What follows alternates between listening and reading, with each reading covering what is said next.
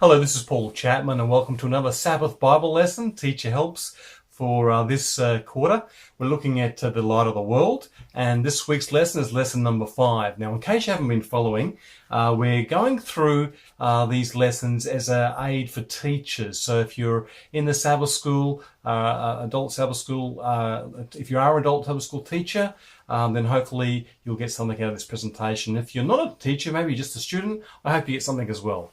So just to fill you in on what I'm doing around the world on my seminars, I'm teaching a method of presenting the lesson. I don't want you just to go through the lessons, just read the Bible verse, read the note, ask the question, read the verses, read the note. That's not teaching the lesson. What we want to do is ensure our class understands their lessons, and because anyone can just read a Bible verse or read a note. Okay, but we want to make sure that the class has a sound comprehension and make a practical application of the lesson to their own experience. Now, the method I'm sharing around the world is called the macro, micro, macro method. And that is, we come up with a macro point for the lesson, the main objective of the lesson, the main point of the lesson. We state that clearly in the beginning, and then we seek to establish that through the minor points of the lesson, or the micro points of the lesson. So from each day, you're going to have at least 1 point. So perhaps you're going to have at least 5 points, 5 micro points throughout the lesson to help establish that main point.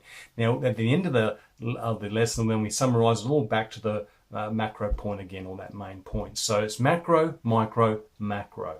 And then we make a personal application to our class for that day. Now, the another little help that you might find useful is that of lesson markups. I'm using this method here, where you have a asterisk, meaning that's a new concept. The arrow key, a personal help, or personal need, I should say. The plus symbol is a personal help, and the hash symbol, which is something I use quite extensively in my lesson, means something the class should understand. As you can see, I'm using it there in the lesson in various stages. And what that does, it helps me when I'm teaching and someone goes off on a tangent, or else I'm running out of time.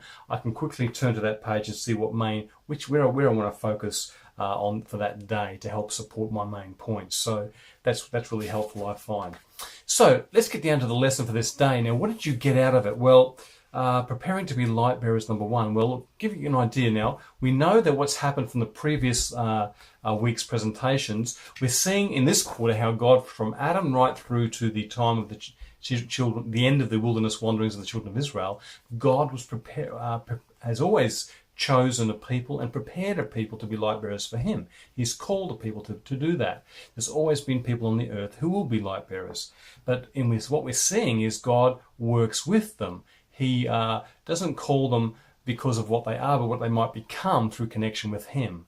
And Abraham learned that lesson, Isaac did, Jacob did, and Joseph did, Moses did, and now the children of Israel have to learn the same lessons, that of connection with God, what that involves when we become his covenant people, that he wants to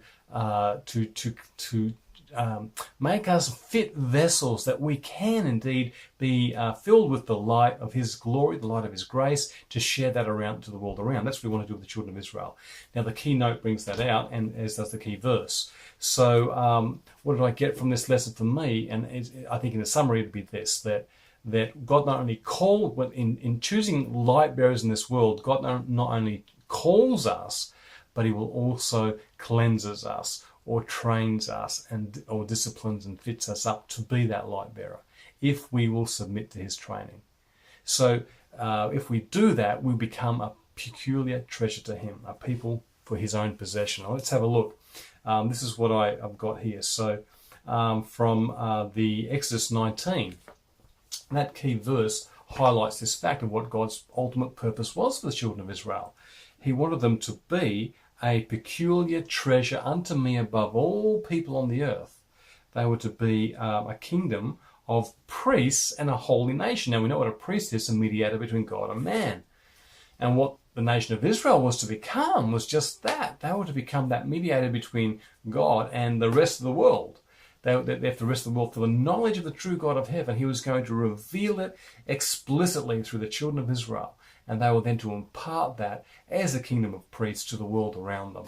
And so God's ultimate purpose is still the same even today with us as Christians. And 1 Peter 2 verse 9 highlights that point. It takes on from this idea or this plan for God. It says you are talking about the church, that is the Christian church. It says you are a peculiar people. You're a holy nation, a royal priesthood, a peculiar people. Now that expression, peculiar people, if you look it up in the English Standard Version, the ESV, it puts it this way: a people for his own possession. That's what God wants us to be. He's a people for his own possession. That means we're not our own, we've been bought with a price, and therefore we acknowledge God as the owner and the arbiter of our lives. And so the note highlights this too with regard to the children of Israel, that he had brought them out of Egypt, undertook their training that they might be a people for his own possession. Through them, he desired to bless and teach the world.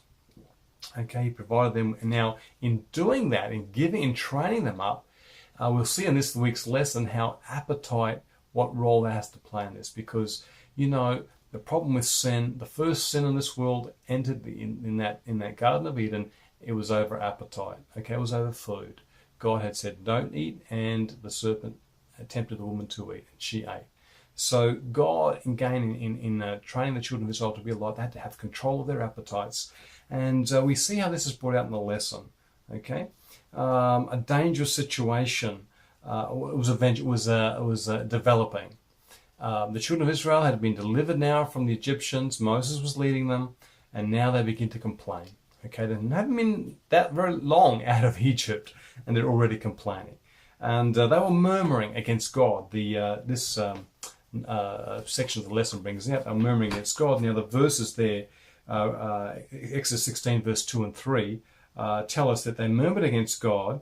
And notice this, that they wished to die by the hand of the Lord there in the land of Egypt. Remember that the Passover evening when the angel went through the land and smote all the firstborn. They wished they had died by the hand of the Lord at that time. That's how far they'd come in their falling away from understanding God's purpose for them. So the note brings out that they could not see beyond their sight. Faith could not see beyond sight. So as the moment God ceased displaying his power, his glory, their minds started to wander, and they wandered back to the only reality that they knew, which was their life in Egypt and all the food they had there. I don't know how good it was, but they remembered the flesh pots of Egypt. And so because of their murmuring and complaining, God gave them a test now. He gave them a test. All right, so what did he do? He gave them quails. He gave them flesh. He sent quails. But he sent the quails for one day. Thereafter, he gave them manna, or bread to eat. Okay, so they would have bread to eat to the full. But God was holding back the flesh. And there's a reason for that. Okay, so it is because that's where their minds and hearts were lusting after. So God held that back. They must learn to control their desires and their appetites, keep them under control of by God's power, by God's grace. So he gave them this bread from heaven, this manna, and let's see what happens. So why did God do that? Well, let's have a look under Monday's section. It brings out here the plan of God in preparing the children of Israel to be the light of the world, preparing us to be the light of the world. The one thing we need to keep in mind is this, that whatever we do, 1 Corinthians 10 verse 31, a very significant verse in the light of this lesson, that whatever we do, whether we eat or whether we drink, we have to do all to the glory of God. So diet and food does have a place, does have a bearing on our Christian experience. We are to eat to the glory of God. So the children of Israel were to learn that lesson. And if you look at the beginning, what the diet was of mankind in the beginning, Genesis 1 verse 29, very interesting there, the diet of mankind, have you noted that? That it was the fruit of the trees and the herb of the field. It was a vegetarian diet. No flesh was involved there in the beginning. And I believe that that's what the diet that God was trying to bring Israel to in abstaining from, holding back flesh for those 40 years of wilderness wandering. It's God's original design, and the note brings this out. It's God's original design that that His people will not subsist on the flesh of dead animals. And I'd be highlighting that for today as well, because we're preparing for that heaven, that new heavens and new earth, where there's no killing, there's no death, there's no sighing or tears, and the lion eats straw like the ox, and the lamb and the wolf, they dwell together. So there's not going to be any killing in there, and that's what we're preparing for. And we need to learn that God's original design, that He wants to bring us back to that His people that is not to subsist on the flesh of dead animals. Okay, so and I would highlight this too in my class, that it will soon be as God in the beginning designed it should be. No meat will be used by His people. This is a point that I would bring out in my lesson, because we're preparing for the heavenly Canaan. So as the children of Israel, the next part of the lesson brings out what should they have always remembered as the nation chosen by God to be the light of the world. I would highlight here that God had purpose for them to keep His covenant, to keep His statutes, to keep His laws, and to fear the Lord their God. And God promised that they would be a holy people unto Him, a special people unto Himself above all people of the earth. You know, if they had been faithful to Him, if they had accepted, as it says there in the note, willing to deny appetite, they would have been free from disease, feebleness. Feebleness and disease would have been unknown among them, and their unwillingness to submit to the restrictions and the requirements of God prevented them to a great extent from reaching the high standard which He desired them to attain. Okay, so we see now what happens because they were unwilling to submit, to restrain their appetites. Question C just highlights the point that they tempted God by asking meat, not just for subsistence, but for their lust, as it says there in Psalm 78, verse 18. They tempted God, asking meat for their lusts. And why was that? Well, you know, it's when we have no control over our appetites and passions. That's when the devil is most powerful to tempt us to do wrong. Okay, so when we lack that control, he uses that to his advantage. That's why Apostle Paul said, I keep my body under, lest I myself should be a castaway. So we have to learn to control our appetites, passions, and in particular in this regard here, appreciating what God's plan for the children of Israel were to restrict our diets. Okay, so we see now what happened here with the children of Israel under Tuesday's lesson, and that is this. So God has held back the flesh, but soon after they departed from Sinai, they now start murmuring and complaining again. Okay, so they complained again, and God this time, God sent a fire through the midst of them to destroy them, and it consumed many of them. Now, why did He do that? Why did He send a fire to consume them? And this section of the note brings out, or this section of the lesson brings this out, that remember, Israel had been at Sinai learning all the laws and statutes of God. Prior to Sinai, in Exodus 16, they had been in ignorance of a lot of things. And in their ignorance, God, gave them their desires, but then replaced it with something better. Now that they had been educated, now that they had a knowledge of what God's will was explicitly, their murmuring was now viewed as rebellion. And hence, that's why God punished them immediately. And that's what I would highlight in my class for this week. they had received great light, as they had been witnesses to the majesty, the power, and the mercy of God. That's what we highlight there.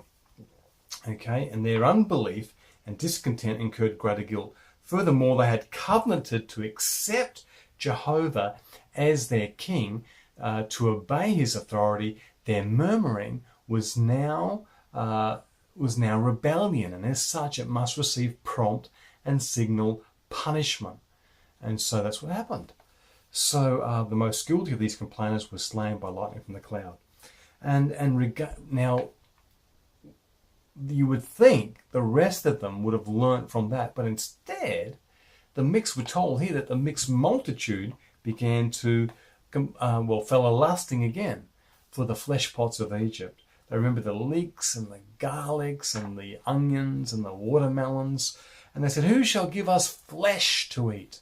It was the flesh that was the main thing there, and I think they just threw in the leeks and the vegetables there and the fruits just to make it sound nice. But they were really, it says they fell a lusting for the meat. So, that was the problem, the mixed multitude. Who were the mixed multitude? They were the, I believe, if you study through it, they were the people of Egypt who were not born Israelites, but they left Egypt with the Israelites. They were the ones who responded to that provision of the Passover. They entered into the house of the Levites, and thus they were preserved from, their firstborn was preserved from destruction, and they left with the children of Israel. So this was the mixed multitude. They were just left out of fear of what was going to happen, not a real heart conversion.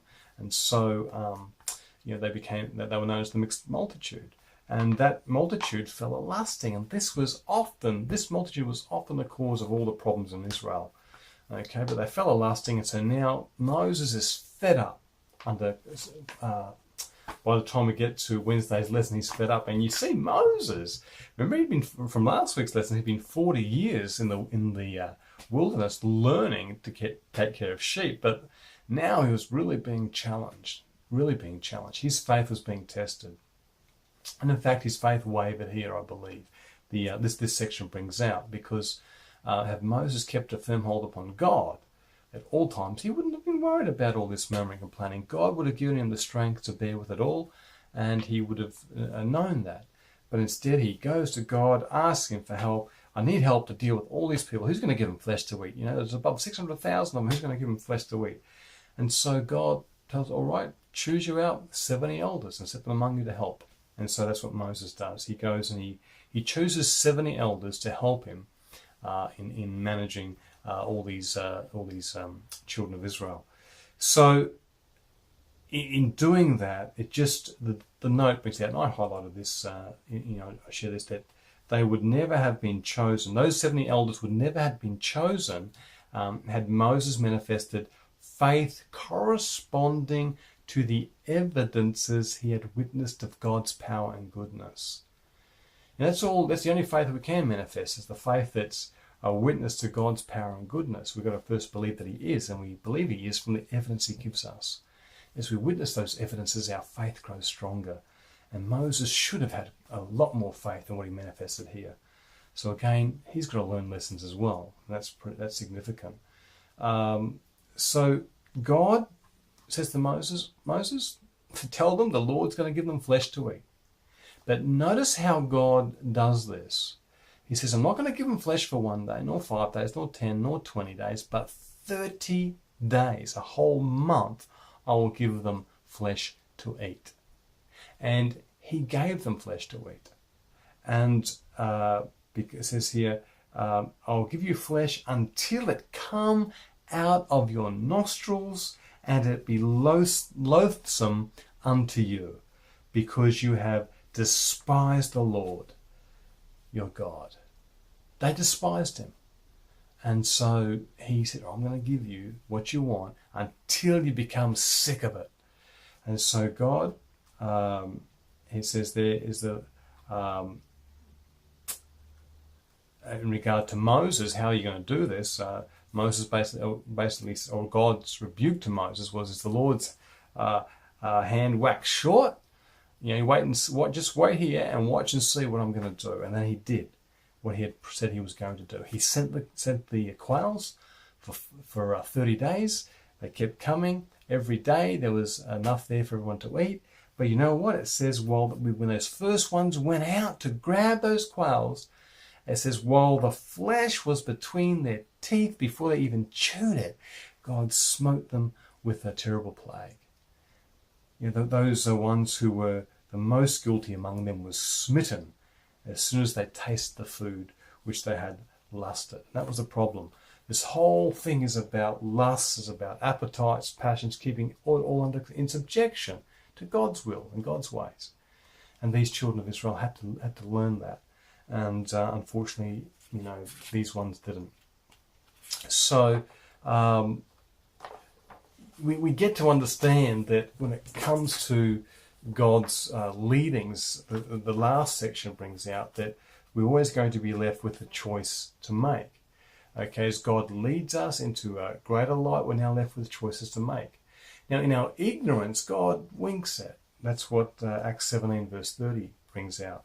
But we saw as the children of Israel, in their experience, that as they came, you know, when they first came to Sinai, you know, God suffered with their murmuring, complaining, gave them flesh, then gave them the manna. After their education at Sinai, they had now a great light. Their murmuring was now rebellion. And so their ignorance was no longer winked at. They were not in ignorance anymore. If light comes, and the light is set aside or rejected, then comes condemnation and the frown of God. But before the light comes, there is no sin. I just highlighted that here. Before the light comes, there is no sin, for there is no light for them to reject. Okay, so when it came to us, the same deal. Okay, if we don't know, then God's not going to hold us accountable. But if God reveals it to us, then what? Well, that's what the second half of the lesson brings out. When God reveals it to us, we're given a number of examples here that he that has sorry, let me just Bible verse there. It's Luke 12 verse 47. Luke 12. The servant that knew his Lord's will, that's what it says here, the servant that knew his Lord's will, and prepared not himself, neither did according to his will, shall be beaten with many stripes. Okay, but he that knew not, and did commit things worthy of stripes, shall be beaten with few stripes. For unto whomsoever much is given, of him shall much be required. And that's the whole point with light. The more light we have from God, the more explicit knowledge of his will for us, the greater will be our accountability for that light, for that knowledge. The more God requires of us. And what does he require of us? Number one, to live up to it. Number two, to share it with others. That's his requirement. So, and if we don't do that, you know, what happens? Well, to him that knows to do good and doesn't not, in James 4:17, to him that knows to do good and doesn't not, to him it is sin. And we know that when we sin willfully, God considers that rebellion, as 1 Samuel 15:23 brings out. You know, to obey is better than sacrifice, and to hearken than the fat of rams. You know, rebellion is as the sin of witchcraft. Okay, so and then when we do that, God counts. That is when we refuse to follow in his will away. God counts that as rejection of him. And that's what I would bring out in this last point here, that no matter how zealous men may be in their observance of religious ceremonies, the Lord cannot accept them if they persist in willful violation of one of his commands. And so in our own experience, in preparing to be light bearers, there's a lot of things that we have to learn about ourselves that God wants to change so that we can be more effective as a light bearer for him. The children of Israel had to learn many of those lessons. Number one was that control of the appetite, was the diet, and the role it plays in our Christian experience is very important. And God was using diet to test the children of Israel, their faith in him. And I think that's significant. A lot of people don't see that, but I think it's significant in how God was leading out the children of Israel. So he was not only called them, but he was preparing them He was training them, disciplining them. And those who refused, God sadly sent judgment to. So it just shows how serious God is when it comes to obedience, when it comes to sin, when it comes to doing what we know to do. And but if we will do what we know to do, God will receive us unto himself. We will be a peculiar treasure to him, a purchase, as it says there, a people for his own possession. And then we can become that kingdom of priests to share his knowledge to the world around us. So may God help you in your study of the lesson this week. I pray that you've gained a blessing from this. And if you have, that's wonderful. Can you please pass on the link to the video? And if you have any questions, just put them in the comments below. Hopefully I'll be able to answer those next week. And till next time, take care, God bless, and enjoy your study of the Sabbath Bible lesson in our Sabbath schools for this next Sabbath. So take care. Bye for now.